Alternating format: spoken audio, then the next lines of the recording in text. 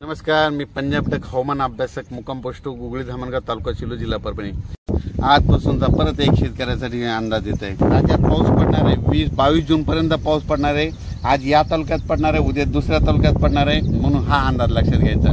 सर्व शेतकऱ्याला सांगितलं की राज्यामध्ये फक्त 15, 16 आणि 17 जून दरम्यान थोडी उघाड राहणार आहे, पण विदर्भात मात्र पाऊस पडणार आहे, म्हणून हा अंदाज लक्षात घ्यायचा।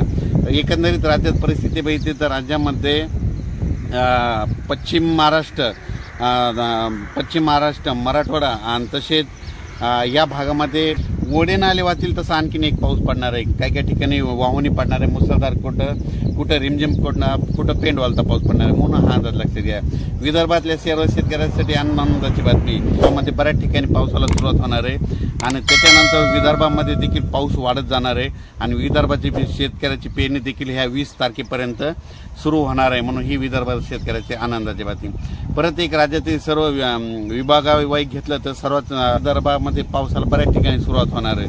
त्याच्यानंतर पश्चिमेद्वारा देखील जून दरम्यान दररोज भाग बदलत पाऊस पडणार आहे, म्हणून हा अंदाज लक्षात घ्यायचा।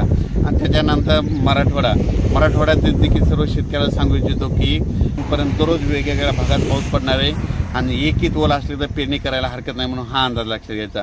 ओल जर नसले तर पेरणीचा निर्णय घेऊ नये, म्हणून हे देखील लक्षात घ्यायचं।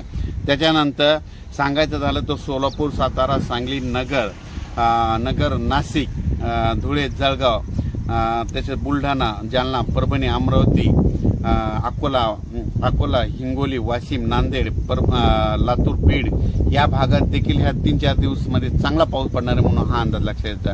पण सोलापूर जिल्हा, धाराशिव जिल्हा, लातूर जिल्हा, बीड जिल्हा आणि सांगली जिल्हा मध्ये आता ह्या 3 दिवसात मात्र आणखीन जोरदार पाऊस पडणार आहे।